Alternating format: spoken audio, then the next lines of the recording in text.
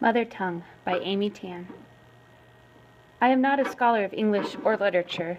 I can't give you much more than personal opinions on the English language and its variations in this country or others. I am a writer, and by that definition, I'm someone who has always loved language. I'm fascinated by language in daily life. I spend a great deal of my time thinking about the power of language, the way it can evoke an emotion, a visual image, a complex idea, or a simple truth. Language is the tool of my trade, and I use them all the Englishes I grew up with. Recently, I was made keenly aware of the different Englishes I do use.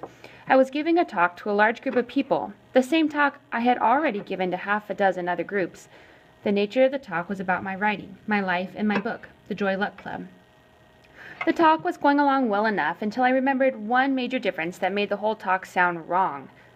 My mother was in the room, and it was perhaps the first time she'd heard me give a lengthy speech, using the kind of English I had never used with her. I was saying things like, the intersection of memory upon imagination, and there is an aspect of my fiction that relates to thus and thus. A speech filled with carefully wrought grammatical phrases, burdened, it suddenly seemed to me, with nominalized forms, past perfect tenses, conditional phrases, all the forms of standard English that I'd learned in school and through books, the forms of English I did not use at home with my mother. Just last week, I was walking down the street with my mother, and I again found myself conscious of the English I was using, the English I do use with her. We were talking about the price of new and used furniture, and I heard myself saying this, "Not waste money that way." My husband was with us as well, and he didn't notice any switch in my English. And then I realized why. It's because over the 20 years we've been together, I've often used that same kind of English with him. And sometimes he even uses it with me. It has become our language of intimacy, a different sort of English that relates to family talk, the language I grew up with. So you'll have some idea of what this family talk I heard sounds like. I'll quote what my mother said during a recent conversation, which I videotaped and then transcribed. During this conversation, my mother was talking about a political gangster in Shanghai who had the same last name as her family's, Du, and how the gangster in his early years wanted to be adopted by her family, which was rich by comparison. Later, the gangster became more powerful, far richer than my mother's family, and one day showed up at my mother's wedding to pay his respects. Here's what she said in part. Du Yu Song having business like fruit stand, like off the street kind. He is Du like Du Zhang, but not Shu Ming Island people. The local people call Putong the river east side. He belonged to that side local people.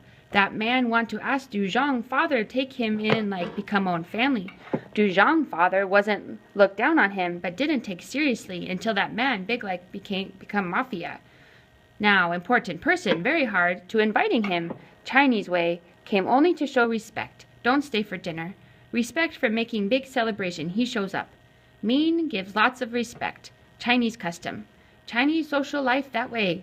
If too important won't have to stay too long. He come to my wedding. I didn't see, I heard it. I gone to boys' side, they have YMCA dinner. Chinese age, I was 19. You should know that my mother's expressive English belies how much she actually understands. She reads the Forbes report, listens to Wall Street Week, converses daily with her stockbroker, reads all of Shirley MacLaine's books with ease, all things I can't begin to understand. Yet some of my friends tell me they understand 50% of what my mother says. Some say they understand 80 to 90%. Some say they understand none at all, as if she were speaking pure Chinese. But to me, my mother's English is perfectly clear, perfectly natural. It's my mother tongue. Her language, as I hear it, is vivid, direct, full of observation and imagery.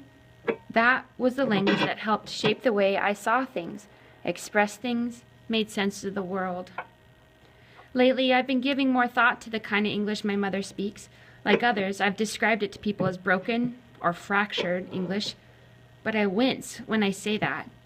It has always bothered me that I can think of no way to describe it other than broken, as if it were damaged and needed to be fixed, as if it lacked a certain wholeness and soundness. I've heard other terms used, like limited English, for example, but they seem just as bad. as if everything is limited, including people's perception of the limited English speaker.